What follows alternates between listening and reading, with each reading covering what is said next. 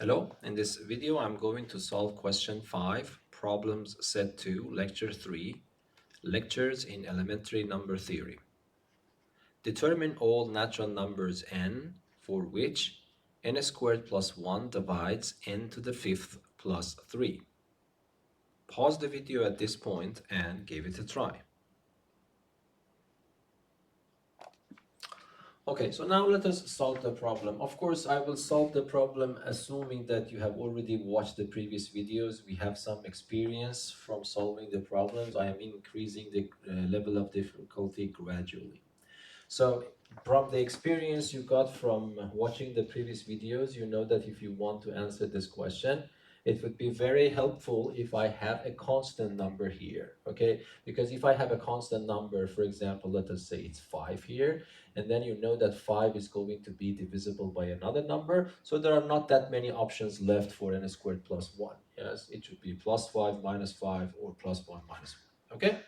So having a constant number on the right-hand side of a divisibility relation, based on the experience we got so far, is very helpful. So that is my goal. And to do that, I want to use the theorems that I have presented during these 3 lectures so far on this playlist. The playlist is called Elementary Number Theory playlist. Okay, so I had one theorem, if you remember, in one of the lectures. If I know A divides B, and if I know that M is an integer, I can multiply both sides by that number. For example, I can conclude that MA also divides MB, but if I want to, I can also multiply one side by M, provided that one side is the right-hand side. So I can conclude that A divides MB, if I want to. Okay, this is one of the theorems we discussed. Another theorem is that if I know A divides B, then I can conclude that A also divides B plus MA.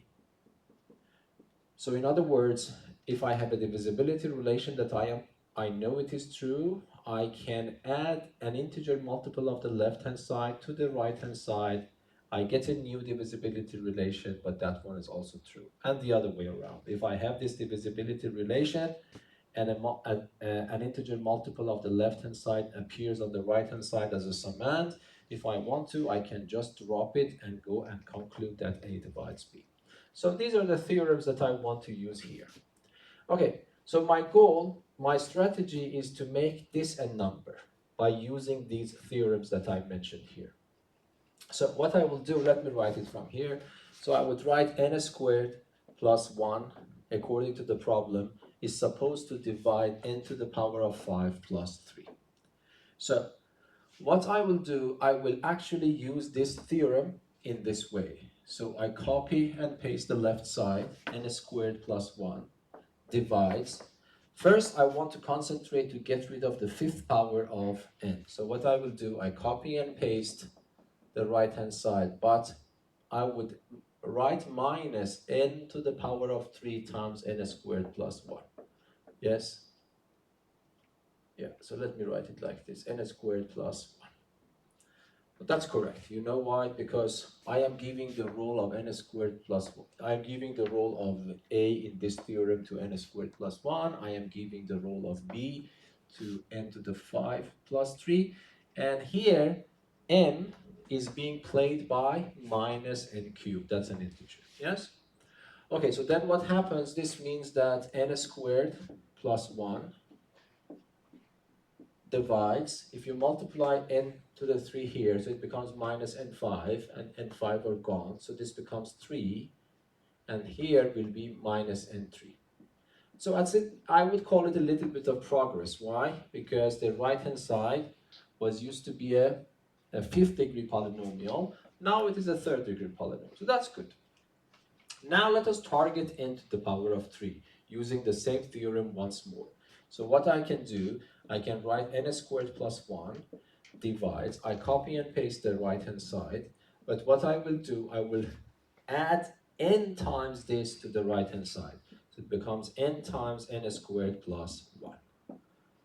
Okay, and then I simplify a little bit. So it becomes n squared plus 1 divides, if I multiply n in, it becomes n cubed, which cancel that n cubed, then I will get n plus 3. Yes? Okay, but then this seems to be enough here. I cannot use that theorem anymore because this already, the degree is lower than this degree. But now what I do, the trick is to increase the degree. For example, I can conclude that n squared plus 1 now divides, I multiply the right hand side by n minus 3. Yes, I am using this theorem now. Yes, I am multiplying the right hand side by an integer. That integer is supposed to be n minus 3 here. But why this is good? Because now let me go horizontally a little bit. So this becomes n squared plus 1 divides, this is the conjugate rule, it becomes n squared minus 9. And now I made the degrees the same. Now I will use the same theorem again. So you see I have used that theorem several times in this problem. So this becomes n squared plus 1. And I would copy and paste the right hand side. And then what I will do, I would write minus 1 times the right hand side, n squared plus 1. Okay? But this minus n squared will cancel that n squared, and this becomes minus 1, minus 9 is minus 10. So finally, let me write it here. I will get this expression, yes?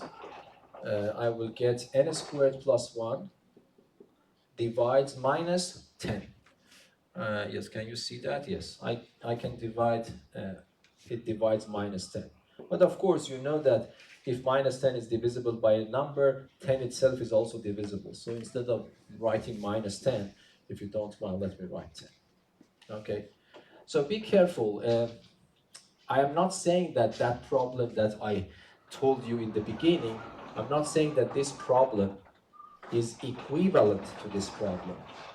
Equivalent means I started from here, using what I told you there, I was able to conclude this one. Yes? So what does it mean? It means that if the original problem is true, then I can conclude this, but not the other way around. So these two problems are not equivalent mathematically, but the solutions to the original problem are among the solutions to this problem.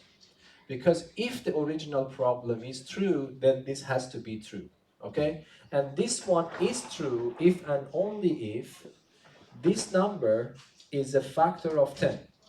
So what are the factors of 10? Okay, minus 1, so let me write, equal to minus 1 or plus 1. Minus 2 or plus 2. Minus 5 or plus 5. Minus 10 or plus 10. These are the possibilities, yes? So let me close the door. Okay, so now I am looking for n. So for negative values, there is no chance because n squared plus 1 cannot be a negative value. So forget about these negative values. N squared plus 1 is equal to 1, it gives me n is 0. N squared plus 1 is equal to 1, it gives me n equals to plus or minus 1. N squared plus 1 is equal to 5 gives me n equals to plus or minus 2. And n squared plus 1 equals to 10 finally gives me n is equal to plus or minus 3. But in the beginning of the problem, they are asking about natural numbers. So I told you that in my lectures, I consider 0 is not a natural number. There are different conventions there. But let us say that 0 is not a natural number, so this is not an acceptable answer. Minus 1s are not acceptable, but 1 is acceptable, 2 is acceptable, and 3 is acceptable. But when I say acceptable, I mean acceptable for this problem, which is not equivalent to my original problem. But what I understand is that the solutions to my original problem are among these numbers. But it might be some of them are false solutions. To actually recognize the correct solutions, I have to check them into my original problem. So original problem was n squared plus 1 divides n to the 5th plus 3, and to see if it works or not. If I choose n equals to 1, the left side becomes 2, the right hand side becomes 4, so that is correct. So this is indeed acceptable. What about 2? 2 to the power of 2, 4 plus 1, the left hand side becomes 5, the right hand side becomes 35. that is also correct. So this is also acceptable. And if n is 3, the left-hand side becomes 10, the right-hand side 3 to power 5 is 243, plus 3, 246, which is not correct. So this means that this is not acceptable, even though n equals to 3 works for this case. So you see, this might happen. So that is extremely important, otherwise you might make mistakes. So you simplify your problem, not in a recursive way. You see, all these arrows, for example, I started from here, I concluded this. This arrow is reversible because I use this theorem, it is reversible. And then what about this one? This one is also reversible. Why? Because 3 minus n cubed can be written in this way. That's also correct. Okay? But that one is also reversible. Yes? Because then I can eliminate this one and go backward. And this one is a simplification here. So this arrow is also reversible. Okay? But this arrow is not reversible. So that is why here I cannot go backward. Because if this is the case, I can multiply the right-hand side by n minus 3. But if I know this is true, there is no guarantee that I can divide the right-hand side by n minus 3. So this part is not reversible. If that part is not reversible, it means what I gain at the end, which is this expression here, is not equivalent to the original expression. But be careful, this implied that. And this one is equivalent to the list of numbers that you can see in front of you. So it means that if there is any solution for this, that solution should be among the list of solutions to this problem. That is not more, okay? So that is important to understand, that you have to really check them out at the very end. Okay, so I hope that this video was useful for you. Until the next video, be safe and goodbye. Thank you.